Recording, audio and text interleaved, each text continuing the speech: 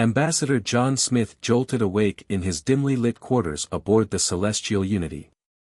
A faint silhouette at the foot of his bed caught his attention. Standing there, illuminated by the soft glow of distant stars through the viewport, was an alien figure with shimmering, iridescent skin. It was Princess Lyra, one of the daughters of Queen Zaral, the formidable matriarch of the Barzan Empire. Her delicate features and regal bearing were unmistakable, though her posture exuded faint embarrassment. "I seem to have lost my way again," she said softly, her voice carrying a melodic tone that contrasted with the tension in the room. This was the third time in 2 weeks that one of the Queen's daughters had wandered into his quarters, and John was beginning to doubt the innocence of these encounters. He sighed, rising from his bed and straightening his uniform. At 38, John was no stranger to delicate diplomatic situations.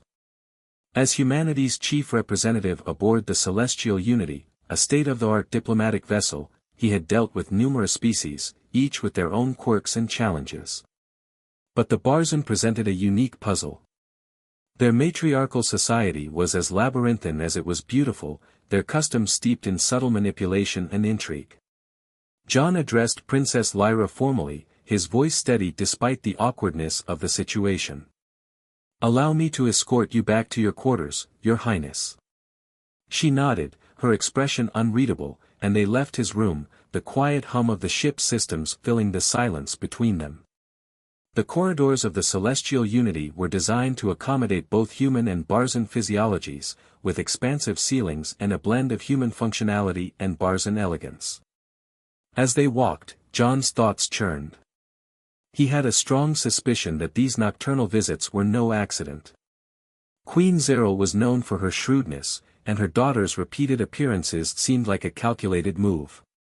They turned a corner and encountered Captain Draven, the Barzan security chief. His piercing gaze flickered between John and the princess, his mandibles clicking softly in what John had come to recognize as a sign of suspicion. "Captain," John greeted him with a polite nod, maintaining his diplomatic composure. "I'm assisting Princess Lyra in returning to her quarters. She became disoriented in our section of the ship." Draven's expression remained inscrutable, but John could feel the weight of the captain's judgment as they continued on their way. When they reached her quarters, John paused at the doorway. "Good night, Princess," he said, his tone professional but firm.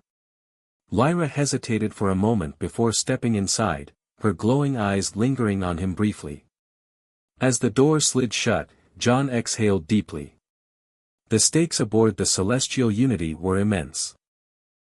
Humanity's alliance with the Barzan Empire hinged on securing access to rare minerals essential for Earth's technological advancements.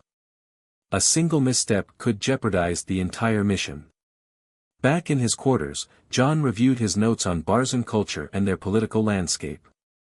Queen Zaral's intentions were becoming clearer. A political marriage between her daughters and a human representative would cement the alliance, giving the Barzan Empire leverage over Earth. The Queen was playing a long game, and John was caught in the middle. He knew he had to navigate this situation carefully. Allowing himself to be manipulated would weaken Earth's negotiating position, but outright rejecting the Queen's advances could strain relations irreparably. As artificial dawn began to illuminate the corridors, John drafted a request for an urgent meeting with Queen Zaral. He needed to address these incidents directly and establish boundaries before they spiraled out of control. But before he could send the message, a chime at his door interrupted him. When the door slid open, he found himself face to face with Dr. Ilara, the Barzan chief medical officer. Her violet eyes studied him intently, and her six-fingered hands held a medical scanner. "Ambassador Smith," she said with a clinical detachment, "I must conduct a routine health check for all human crew members." John's instincts flared.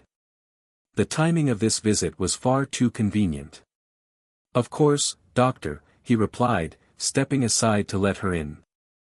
As she conducted her examination, her questions veered into peculiar territory.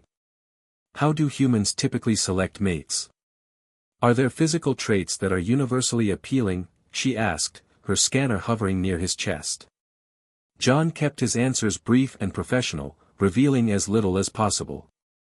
Human preferences vary widely across cultures, he said, his tone neutral. The examination concluded without incident, but John couldn't shake the feeling that Dr. Alara's interest extended beyond routine medical protocols. As she left, he made a mental note to investigate her activities further. Later that day, his request for a meeting with Queen Zaral was granted. The Queen received him in the grand conference room, her regal presence dominating the space. She greeted him warmly, her voice resonant and commanding. "Ambassador Smith, I understand you wish to discuss a matter of some delicacy." John steeled himself, choosing his words carefully. "Your Majesty, I wish to address the recent incidents involving your daughters. While I appreciate their curiosity, these encounters could be misinterpreted and might complicate our negotiations." The Queen raised a hand, silencing him mid-sentence. "Ambassador, I assure you, my daughters' actions are their own. However, I must commend you for your restraint and professionalism. Not all humans possess such discipline." Her eyes gleamed with a mix of amusement and calculation. Before John could respond, an alarm blared, bathing the room in red light. A Barzan officer entered, his expression tense. "Your Majesty, we've detected an anomaly in the ship's propulsion systems. We've been pulled out of faster-than-light travel into uncharted space." The Queen's demeanor shifted instantly, her command of the situation absolute. "Ambassador, it seems we have more pressing matters to attend to," she said, rising from her seat. The diplomatic game was momentarily set aside as they rushed to the bridge, the weight of this new crisis pressing down on them.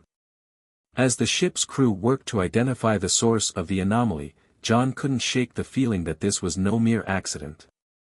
Sabotage seemed the most likely explanation, and the implications were chilling.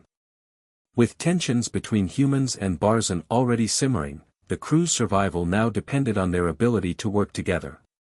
But as secrets began to unravel, John realized the challenges ahead would test not only his diplomatic skills but also his very humanity. The celestial unity was buzzing with activity as Ambassador John Smith made his way to the bridge. The ship had dropped out of faster-than-light travel unexpectedly, and the urgency in the crew's movements told him the situation was serious. Queen Zaral stood at the center of the bridge, her commanding presence unshaken by the chaos around her.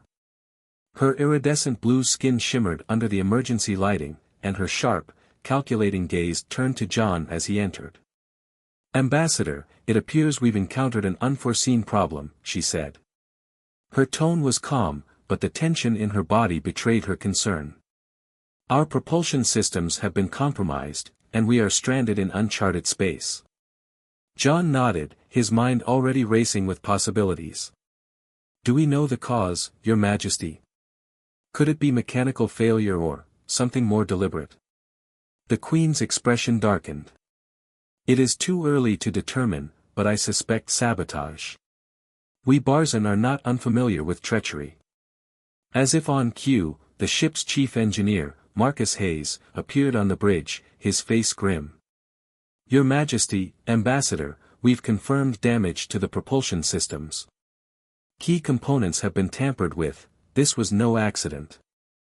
Someone aboard this ship is working against us." The revelation sent a ripple of unease through the bridge crew. John's mind immediately went to the Queen's daughters and the strange occurrences over the past few weeks. Were these incidents part of a larger scheme? If so, who was pulling the strings, and to what end? Queen Zaral turned to her security chief, Captain Draven, her voice sharp and commanding. "Seal off the engineering deck and begin a ship-wide investigation. I want everyone questioned, including the human delegation." John stepped forward, his diplomatic instincts kicking in. "With all due respect, Your Majesty, I must insist on full transparency during this investigation. If we are to uncover the truth, both humans and Barzan must work together." The Queen regarded him for a moment, her expression unreadable. Finally, she nodded. "Agreed, Ambassador. But know this, I will not tolerate any interference. The safety of this vessel and its crew is my utmost priority. As the investigation began, John returned to his quarters to gather his thoughts. The pieces of the puzzle were starting to come together, but the picture was far from clear. He replayed his encounters with Princess Lyra and her sisters, questioning whether their actions were innocent or part of a calculated plot. If sabotage was involved, it could mean there were factions within the Barzan Empire working at cross purposes. A chime at his door interrupted his thoughts. He opened it to find Princess Lyra standing there, her expression serious. "Ambassador, I need to speak with you," she said, her voice low. "I think I know who's behind the sabotage." John gestured for her to enter, his curiosity piqued. Once inside, Lyra hesitated, her luminous eyes darting around the room as if checking for eavesdroppers. "This ship isn't safe," she began. "There are those among us who see this alliance as a threat to our sovereignty. My mother may be strong, but not everyone agrees with her decisions." John's suspicions deepened. "Do you have proof? Names? Anything that could help us stop this?" Lyra shook her head. "Not yet. But I know where to look. There's a restricted area in the lower decks where certain individuals have been meeting in secret. I overheard them discussing plans to disrupt the summit." John leaned forward, his voice firm. "Then we need to act quickly. Will you show me where this meeting place is?" Lyra hesitated, her expression conflicted. "If I'm caught, my mother will disown me. But if we don't act, the consequences could be far worse. Meet me outside your quarters in an hour. I'll lead you there." As Lyra left, John felt a mix of admiration and apprehension. She was taking a tremendous risk, and he couldn't ignore the courage it took for her to come forward. But he also knew they were treading dangerous ground. If they failed, it could spell disaster not just for the celestial unity but for the fragile alliance between their peoples. An hour later, John and Lyra moved stealthily through the ship's lower decks, avoiding the watchful eyes of the Barzan security team. The corridors grew darker and quieter the farther they went, the hum of the ship's systems the only sound accompanying them. Lyra finally stopped in front of a heavy door, her hand trembling as she keyed in a code. The door slid open to reveal a dimly lit chamber filled with holographic displays and scattered data pads. John immediately recognized it as a command center of sorts, though its purpose was far from diplomatic. The data pads contained schematics of the celestial unity, highlighting critical systems and vulnerabilities. A chill ran down his spine as he realized the scale of the sabotage they were facing. Before they could investigate further, voices echoed from a nearby corridor. Lyra's eyes widened, and she grabbed John's arm. "We need to hide," she whispered urgently. They ducked behind a stack of crates just as two figures entered the room.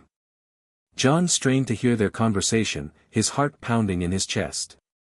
The figures, both Barzan, spoke in hushed tones about their plans to disable the ship's life support systems, forcing a confrontation that would end the summit on their terms.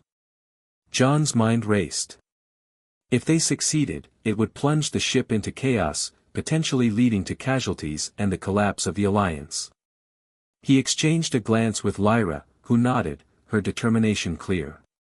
They needed to act, but it would require precision and timing. As the saboteurs moved deeper into the chamber, John activated his communicator, sending a silent alert to the Queen and the ship's security team. It was a gamble, but one he had to take. If they could capture the saboteurs and extract information, they might stand a chance of averting disaster. Moments later, the sound of approaching footsteps signaled the arrival of Captain Draven and his team. A tense standoff ensued as the saboteurs realized they had been caught. Lyra stepped forward, her voice steady despite the danger. "You've betrayed not just my mother but the future of our people. Stand down now, or face the consequences." The saboteurs hesitated, their resolve wavering under the weight of Lyra's words. But the tension was far from over. As the security team moved in to apprehend them, the ship shuddered violently, and the lights flickered. An ominous voice crackled over the intercom. Unidentified vessel approaching. All crew to battle stations. The real threat had just arrived. The ship's klaxons blared as the celestial unity shook under the force of a sudden jolt. John and Lyra exchanged a quick, alarmed glance before following Captain Draven out of the chamber. The saboteurs had been apprehended, but there was no time to celebrate. The ominous warning over the intercom had shifted the focus to a far greater threat. As they rushed to the bridge, John's communicator buzzed with updates from Lieutenant Hayes, the human security officer stationed aboard. "Ambassador, we've identified the vessel approaching us. It's a Void Reaver ship, pirates, notorious for preying on disabled vessels in uncharted space." John felt his stomach drop. The Void Reavers were infamous for their ruthlessness, and the celestial unity, already crippled by sabotage, was an easy target. When they arrived at the bridge, Queen Zaral stood at the helm, her regal demeanor unbroken but her expression grim. "Your Majesty," John said, moving to stand beside her, "we need to coordinate our defenses immediately. These pirates won't hesitate to attack, and the Unity is in no condition for a prolonged engagement." The Queen's gaze remained fixed on the starfield displayed across the viewport, where the silhouette of the Void Reaver vessel grew larger. "We have limited weapons and no shields," she said, her voice calm but edged with steel. "Our only chance is to outthink them." John's mind raced. If we can create the illusion that we're armed and prepared for a fight, it might give them pause.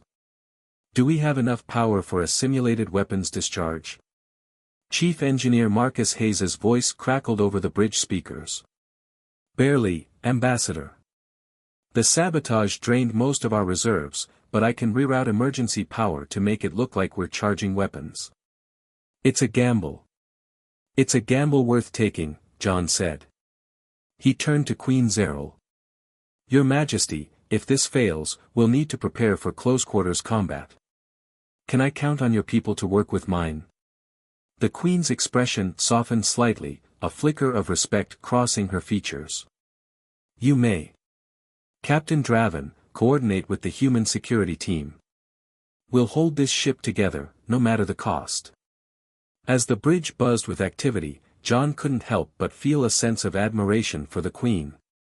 Despite their differences, her resolve was unwavering, and her commitment to her people undeniable. He turned his attention to the tactical display, where the Void Reaver ship was now close enough to make out its jagged, menacing design. In the engineering bay, Marcus Hayes and his team worked frantically to implement the simulated weapons discharge. Sparks flew as wires were rerouted, and the air was thick with tension. "Almost there," Marcus muttered, his fingers flying over the controls. "Just a few more connections." Back on the bridge, the Void Reaver ship hailed them. The voice that came through the speakers was gravelly and filled with menace. "This is Captain Vrax of the Void Reavers. Surrender your ship, or face annihilation." Queen Zaral stepped forward, her tone imperious as she addressed the pirate. "Captain Vrax, this is the Celestial Unity, a diplomatic vessel representing the Barzan Empire and the United Earth Federation. Attacking us would bring the wrath of two powerful civilizations upon you. I suggest you reconsider." A pause followed, and then Vrax chuckled darkly. "Brave words for a ship dead in the water. You've got nothing, Queen. We'll strip that fancy vessel of yours down to its bones." As Vrax spoke, Marcus's voice came over the comm, "We're ready, Ambassador. Triggering the simulation now." A brilliant flash of light erupted from the Celestial Unity, a simulated weapons discharge that illuminated the surrounding space. The Void Reaver ship hesitated, its engines flaring as if considering retreat. On the bridge, the tension was palpable as everyone waited to see if the bluff had worked. For a moment, it seemed as though it had. The Void Reaver ship began to drift backward, its weapons powering down. But then, as quickly as it had paused, it surged forward again, its weapons locking onto the Unity. "Nice trick," Vrax sneered. "But I'm not falling for it." Before anyone could react, the pirate ship opened fire.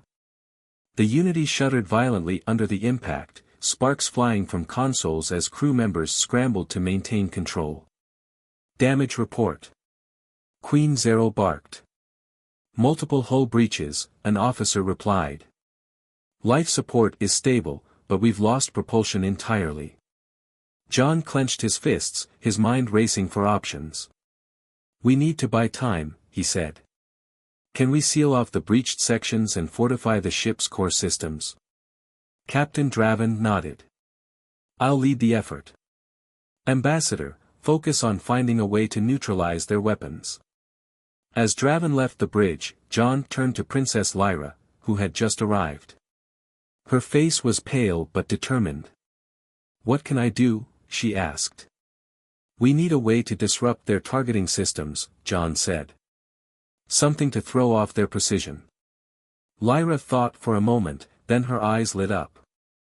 The Unity's energy field generators, we can reconfigure them to emit a short-range EMP pulse. It won't last long, but it might give us a window to counterattack. It's risky, John said, considering the plan. If it backfires, it could disable our own systems. We don't have a choice, Lyra said firmly. It's that or let them tear us apart. John nodded, appreciating her resolve. Let's do it. As Lyra and a team of engineers worked to modify the energy field generators, the Unity continued to take fire. The bridge was a flurry of activity, but there was no panic, only determination. Everyone understood what was at stake. Finally, the modifications were complete. Lyra called up to the bridge, her voice steady. We're ready. Triggering the EMP now. The Unity's hull glowed briefly before a pulse of energy rippled outward, striking the Void Reaver ship. The pirate vessel's lights flickered, and its weapons fell silent.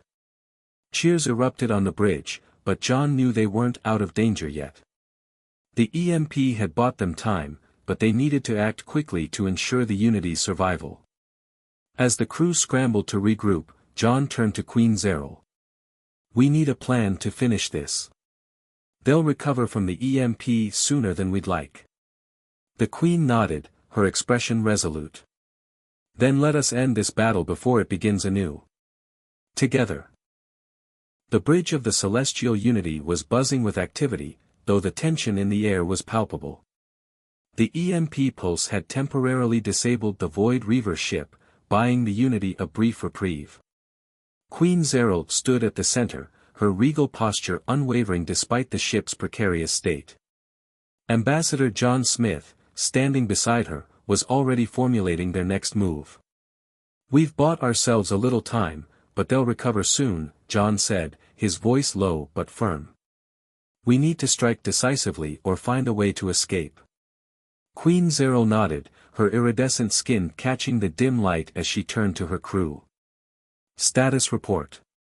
A Barzan officer stepped forward, her mandibles clicking nervously. The EMP was successful in neutralizing their systems, but only temporarily. Our propulsion is still offline, and shields are inoperable. Life support remains stable, but our power reserves are critically low. John turned to Princess Lyra, who had returned to the bridge after helping with the EMP pulse. She was out of breath but resolute. Can we use the remaining power to restore propulsion, even at minimal levels? He asked. Lyra shook her head. Not without compromising life support. The sabotage hit our power grid too hard. John sighed, frustration bubbling beneath his calm exterior. He glanced out the viewport, where the Void Reaver ship drifted, still visibly incapacitated but not for long. If we can't flee and we can't fight, we need a third option. Before anyone could respond, the ship shuddered violently, throwing several crew members off balance. The Void Reavers had partially restored their systems and were attempting to fire. The bridge crew worked frantically to stabilize the ship, alarms blaring as reports of minor hull breaches filtered in. Queen Zaral stepped forward, her voice commanding. Captain Draven, deploy defensive teams to critical areas. Ambassador Smith, your people must assist. We cannot afford to let the Void Reavers board this vessel. John nodded, his mind racing. I'll coordinate with Lieutenant Hayes and deploy our security team. As the orders were carried out, Lyra approached John, her expression troubled. I've been thinking, she said quietly. There's a backup system in engineering, a failsafe my mother insisted on installing when the Unity was built. It's not conventional, but it might save us. John frowned, intrigued. What kind of system? Lyra hesitated. It's called the luminal core. It's an experimental device that draws energy from nearby star systems to generate a massive burst of power. It was designed as a last resort, but it's never been tested. Activating it could destroy the Unity, or save us. John stared at her, weighing the risks. Does your mother know about this? She does, Lyra admitted, glancing toward the Queen, who was directing efforts on the bridge. But she's reluctant to use it. The consequences could be catastrophic. John nodded grimly. We're running out of options. If the Void Reavers board us, there won't be a Unity left to save. Together, they approached Queen Zaral and explained the luminal core. The Queen listened intently, her expression unreadable. When they finished, she sighed, the weight of leadership heavy on her shoulders. It is a dangerous gamble, she said. But Ambassador Smith is correct. If we do nothing, we are already doomed. The Queen turned to Captain Draven. Prepare the crew for the possibility of core activation. Ensure all non-essential personnel are evacuated to the safest parts of the ship. Draven saluted, his expression tight with resolve. As you command, Your Majesty. John and Lyra rushed to engineering, where Chief Engineer Marcus Hayes was already hard at work assessing the situation. The room was chaotic, with sparks flying and panels hanging loose. When John explained the plan, Marcus's eyes widened. You want to activate the luminal core? Are you insane? It's our only option, John said firmly. Can it be done? Marcus hesitated before nodding reluctantly. It can be done, but it's going to take precision and a lot of luck. If anything goes wrong, we'll blow ourselves apart. John and Lyra joined Marcus and his team, working tirelessly to bring the core online. The device, a massive crystalline structure pulsing with faint light, dominated the center of the engineering bay. As they calibrated its systems, the Unity shook again, signaling that the Void Reavers were regaining control of their weapons. Over the comms, Lieutenant Hayes reported that the pirates were preparing boarding parties. They'll be on us in minutes, she said. We're holding them off for now, but we're outnumbered. John's jaw tightened as he worked. We need more time. Marcus, how much longer? 5 minutes, maybe less, Marcus replied, sweat dripping down his face. Just keep them off us. The bridge was equally tense. Queen Zaral directed her crew with a calm efficiency that belied the chaos around her. Prepare all remaining defenses, she ordered. If the Reavers board us, we make our stand here. On the lower decks, Captain Draven and Lieutenant Hayes led combined teams of human and Barzan soldiers, using every tool at their disposal to hold back the Void Reavers. The corridors echoed with the sounds of blaster fire and shouted commands as the defenders fought valiantly. In engineering, the luminal core began to hum with increasing intensity. Lyra monitored the readings, her brow furrowed in concentration. It's stabilizing, she said. But we need to synchronize the energy discharge perfectly, or we'll overload. John's communicator crackled as Lieutenant Hayes's voice came through. Ambassador, the Reavers have breached the lower levels. We can't hold them much longer. Understood, John replied, his voice steady despite the rising tension. Do what you can. Finally, Marcus straightened, his face a mixture of relief and fear. It's ready. But once we activate it, there's no turning back. John nodded and turned to Lyra. Are you ready? Lyra met his gaze, her determination shining through. Let's do it. The ship trembled violently as the Void Reavers launched another volley. John placed his hand on the activation console, glancing at Lyra one last time. Here goes nothing. With a deep breath, he pressed the button. The luminal core roared to life, flooding the engineering bay with blinding light. A wave of energy surged through the ship, radiating outward into space. For a moment, everything seemed to freeze. The Unity's systems flickered, and the crew held their breath as the core's energy pulse enveloped the Void Reaver ship. The pirate vessel, caught in the heart of the blast, was thrown backward. Its weapons and engines flickered, then died entirely. The Unity shuddered, but its structure held firm. When the light finally subsided, silence fell over the ship. On the bridge, Queen Zaral stared at the viewscreen, where the Void Reaver ship now drifted, lifeless. She exhaled slowly, her composure finally giving way to relief. "Status report," she demanded. "Reavers are retreating," an officer replied. "Their systems are completely offline.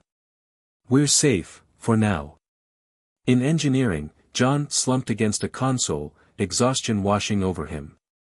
Lyra smiled faintly, her shoulders relaxing. "We did it," she said, her voice filled with quiet pride. John nodded, a small smile tugging at his lips. "For now. But this isn't over. We still have a lot of questions to answer." The Unity had survived, but the battle was far from won. The celestial Unity floated in silence, its hull battered but intact, while the Void Reaver ship drifted lifelessly in the distance. The crew's collective exhale of relief was brief, replaced by the grim understanding that their situation was still precarious. On the bridge, Queen Zaral stood with her arms crossed, her usually imperious expression now marked with exhaustion. "Ambassador Smith," she said, turning to face him as he arrived on the bridge, still weary from the ordeal in engineering. "You and your people have proven resourceful, but we are far from safe. Our systems remain compromised, and reinforcements are still hours away." John nodded, running a hand through his disheveled hair. "We've bought ourselves some time, but we need to secure the ship and address the sabotage if we're going to make it out of here in one piece." Before Zaral could respond, the ship's intercom buzzed, and Marcus Hayes's voice came through, his tone urgent. "Engineering here. We've stabilized most of the systems, but life support is still strained. We've also detected residual energy signatures from the luminal core. There's a risk of another discharge if we don't carefully manage the power flow." The Queen frowned, her mandibles clicking softly. "The core has saved us, but it's also a liability. If it overloads again, we could all be vaporized." John stepped forward, his voice steady. "Then let's ensure that doesn't happen. Marcus, what do you need?" "A dedicated team in engineering to monitor the core constantly," Marcus replied. "And we need to finish repairing the main power grid before it destabilizes." Zaral nodded decisively. "You'll have the resources you need. I'll assign Barzan engineers to assist." As the crew mobilized to address the ship's critical needs, John noticed Princess Lyra standing by the viewport, her face unreadable. He approached her, his voice low. "You did well down there. The core wouldn't have worked without you." Lyra glanced at him, a faint smile touching her lips. "We all had a part to play. But I can't stop thinking about what we've learned. The sabotage, the Void Reavers, it's all connected somehow. And I don't think my mother has told us everything." John studied her carefully. "You think she's withholding information?" Lyra hesitated before nodding. "My mother is a master strategist. She always plans several moves ahead. If she knows more about this sabotage than she's letting on, it could mean there's a larger game at play." John felt a familiar unease creep in. He had suspected as much, but hearing it confirmed by the Queen's own daughter only deepened his concern. "If that's true, we need answers. And we need them now." Together, they approached Queen Zaral, who was conferring with Captain Draven and other senior officers. "Your Majesty," John said, his tone respectful but firm. "We need to discuss the sabotage." Princess Lyra, and I believe there's more to this situation than meets the eye. The Queen's gaze shifted to her daughter, her expression unreadable. Lyra, this is neither the time nor the place for speculation. With respect, Your Majesty, John interjected, the sabotage nearly destroyed this ship. If there's more you're not telling us, it could cost us all our lives. Zaral studied him for a long moment before finally nodding. Very well, Ambassador. Follow me. The Queen led John and Lyra to a private chamber off the bridge, its walls adorned with holographic displays of Barzan star charts and historical records. Once the door slid shut, Zaral turned to face them. What I am about to share must not leave this room, she began. The sabotage was not merely an act of rebellion. It was orchestrated by a faction within the Barzan Empire, one that opposes this alliance with humanity. John's jaw tightened. You knew this and didn't warn us. I suspected, Zaral corrected, her tone sharp. But I had no proof until now. The Void Reavers were hired to disrupt this summit, to ensure our negotiations failed. Lyra stepped forward, her voice trembling with anger. And you let this happen. You put everyone on this ship at risk, your people and theirs, for politics. Zaral's expression hardened. Do not presume to lecture me, Lyra. I have spent decades protecting our empire from external threats and internal divisions. This alliance is vital to our future, but it comes at a cost. I needed to draw out the traitors within our ranks, and this summit was the only way to do so.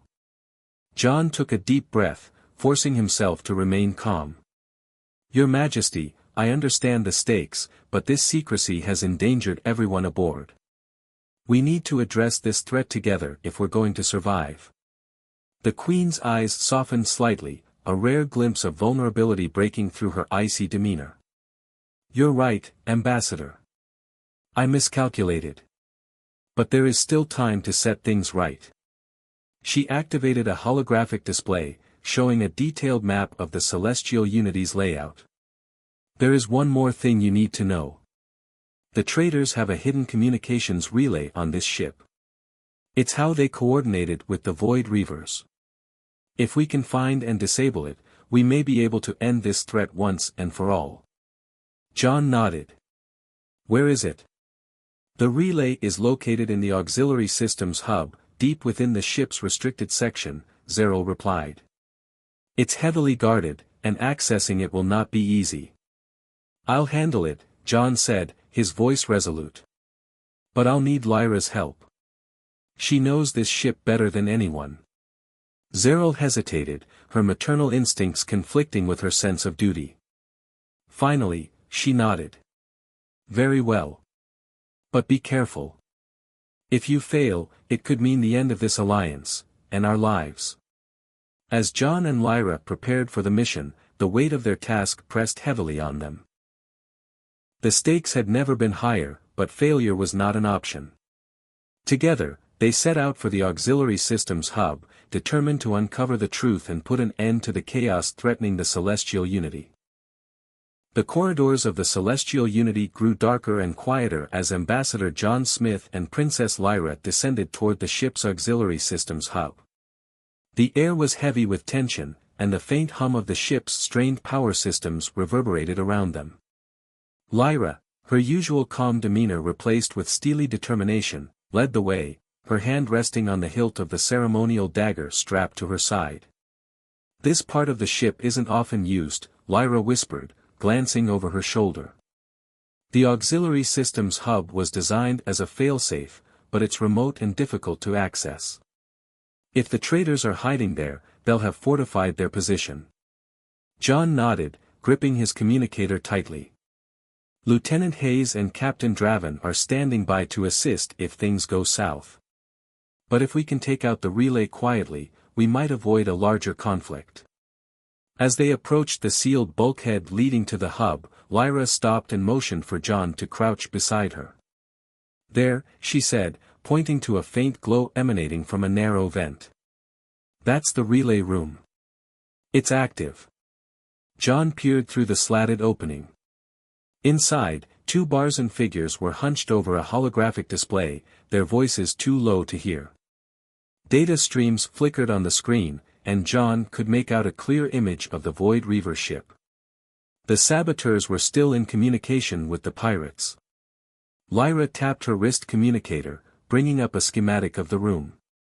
"There's a maintenance tunnel that runs beneath it," she said. "If we can reach the tunnel, we might be able to disable the relay without confronting them directly." John smirked faintly. "Sounds like a plan. Let's move." They navigated the cramped maintenance tunnel in silence, the faint sound of muffled voices growing louder as they neared their target.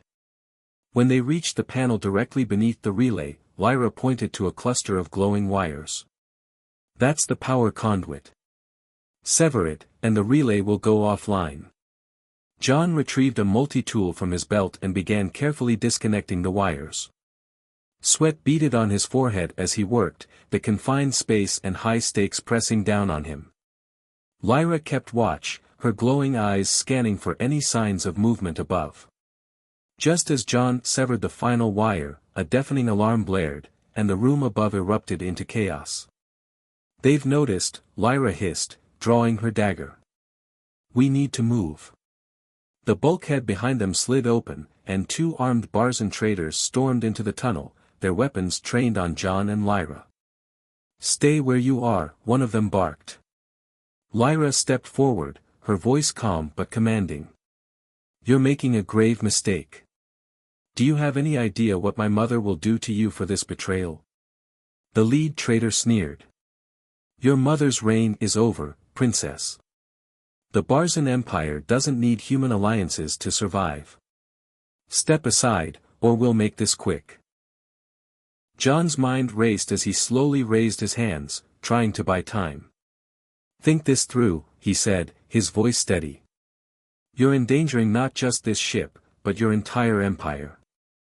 The Void Reavers aren't allies, they're opportunists. They'll destroy you the moment you're no longer useful." The second trader hesitated, glancing at his companion. "What if he's right? The Reavers." "He's stalling," the leader snapped. "Take them." Before he could finish, Lyra lunged with surprising speed, her dagger flashing in the dim light. She disarmed the leader with a swift strike, while John tackled the second trader, knocking his weapon aside. The confined space made the scuffle chaotic, but within moments, both traders were subdued. Breathing heavily, John secured the weapons while Lyra inspected the relay. "It's offline," she confirmed. "But they've already transmitted enough data for the Reavers to know we're vulnerable." John activated his communicator. "Queen Zaral, the relay is disabled, but the Reavers may still act. We need to prepare for another attack." The Queen's voice came through, steady despite the situation. "Understood, Ambassador. Return to the bridge immediately. We'll regroup and fortify our defenses." As they made their way back, Lyra glanced at John, her expression unreadable. "You didn't hesitate back there," she said quietly. "You put yourself in harm's way for my people." John shrugged. "Your people are my people right now. If we're going to survive this, we need to trust each other." Lyra smiled faintly. "Perhaps humans aren't as self-serving as some in my empire believe." When they arrived on the bridge, the atmosphere was electric with tension. Queen Zaral turned to them as they entered. "The Reavers are regrouping," she said. "Their systems are still compromised from the EMP, but they've deployed boarding craft. They're coming for us." John exchanged a glance with Lyra before stepping forward. "We need to prepare for close-quarters combat. I'll coordinate the human and Barzan teams." Zaral nodded. "Do what you must. I will remain here to oversee the ship's operations." As John worked with Captain Draven and Lieutenant Hayes to organize defense teams, the gravity of the situation weighed heavily on him. The celestial unity had already endured sabotage, power failures, and external assaults. Now, they faced the grim reality of fighting off pirates in hand-to-hand combat. In the ship's lower corridors, Humans and Barzan soldiers set up barricades and fortified key sections. The tension among the crew was palpable, but a sense of unity had begun to form. Differences were set aside as they prepared to face a common enemy. In engineering, Marcus Hayes and his team worked tirelessly to stabilize the luminal core, knowing that any miscalculation could endanger the entire ship. "If we have to, we can generate another pulse," Marcus said over the comm, "but it's a last resort. The core can't take much more." On the bridge, Zaral monitored the Void Reaver ship's movements, her expression unreadable. Lyra stood beside her, her voice quiet. "Mother, do you think we can win?" The Queen's gaze softened briefly. "Victory is not assured, but I have faith in our people, and in our allies." As the first wave of boarding craft breached the hull, alarms blared throughout the ship. The battle for the Celestial Unity had begun. The corridors of the Celestial Unity were alive with chaos as the Void Reaver boarding parties breached the hull. Lights flickered, and the ship's alarms wailed, casting an eerie red glow across the walls. Humans and Barzan defenders stood shoulder to shoulder behind hastily erected barricades, weapons ready. Tension filled the air as they waited for the enemy to appear. Ambassador John Smith crouched behind one of the barricades, his pulse racing. Beside him, Lieutenant Hayes barked orders, her cybernetic eye scanning for movement. On the opposite flank, Captain Draven directed the Barzan forces, his voice calm despite the growing danger. "Hold your positions," he commanded. "Let them come to us." The first wave of Void Reavers surged into the corridor, their jagged armor gleaming in the dim light. They moved with brutal efficiency, firing energy weapons that sent sparks flying as they struck the walls. John ducked as a blast hit the barricade in front of him, the heat searing his face. "Return fire!" Hayes shouted, and the defenders unleashed a volley of blasts that lit up the corridor. The air filled with the sharp sounds of weapons discharging, the cries of wounded soldiers, and the heavy thuds of collapsing bodies. The Reavers were relentless, pushing forward with savage determination. John aimed carefully, his weapon trembling slightly in his hands. He wasn't a soldier, but survival instincts took over as he fired at the advancing Reavers. One dropped, then another, but more kept coming. The defenders were holding for now, but it was clear they were outnumbered. Further down the ship, Princess Lyra and a group of Barzan engineers worked frantically in the engineering bay. The luminal core pulsed ominously, its energy levels fluctuating dangerously. Marcus Hayes stood at the console, sweat pouring down his face as he monitored the readings. "The core's unstable," he muttered. "If it goes critical, it'll take the whole ship with it." Lyra placed a reassuring hand on his shoulder. "We don't have a choice. We need another EMP pulse to disable the Reaver's boarding craft." Marcus hesitated. "It'll drain the core completely. After this, we'll be running on fumes." "Then make it count," Lyra said firmly. "We're out of time." Marcus nodded, his hands flying over the controls. The core began to hum louder, its glow intensifying. "This is going to be close," he muttered. "Everyone brace yourselves." Back in the corridors, the defenders were struggling to hold the line. The Void Reavers had breached the barricades, and the fighting had turned into brutal hand-to-hand combat. John swung the butt of his weapon at a Reaver who had vaulted over the barricade, knocking him to the ground. He turned to see Captain Draven grappling with another, his mandibles snapping fiercely as he fought. Suddenly, the ship shuddered violently, and a deafening hum filled the air. A wave of blinding light radiated through the corridors as the luminal core unleashed its final pulse. The Void Reavers froze mid-attack, their weapons falling silent as their systems were completely disabled. The defenders watched in stunned silence as the invaders collapsed to the ground, their armor sparking and their movements sluggish. On the bridge, Queen Zaral stood tall, her gaze fixed on the viewport. The Void Reaver ship, caught in the EMP pulse, drifted lifelessly in space. "Status report," she commanded. A Barzan officer quickly scanned the systems. "The Reavers are neutralized, Your Majesty." Their boarding craft are inactive, and their main vessel is completely disabled. A collective sigh of relief swept through the bridge. Zaral turned to John as he entered, his uniform scorched and his face streaked with dirt. "You've done well, Ambassador," she said, her voice filled with genuine respect. "Your people's ingenuity and determination have proven invaluable." John shook his head, exhaustion evident in his voice. "It wasn't just us. We couldn't have done this without your people's strength and leadership. This was a joint effort." Lyra entered the bridge moments later, her expression triumphant. "The core is stable for now, but we're running on emergency power.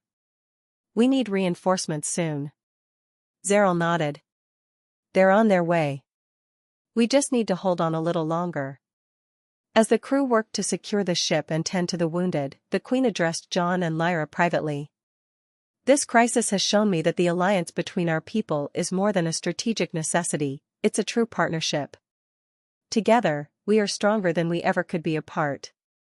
John smiled faintly. "Humanity has always believed in the power of cooperation. It's what brought us to the stars. And it's what will keep us there." Lyra glanced between them, her expression thoughtful. "Perhaps this alliance is the beginning of something greater. Not just for humans and Barzan, but for all species." The ship's intercom crackled as a voice announced the arrival of the United Earth Federation and Barzan fleets. Cheers erupted across the celestial unity as rescue ships appeared on the view screen, their lights shining like beacons of hope. As John watched the reinforcements approach, he felt a sense of pride and relief.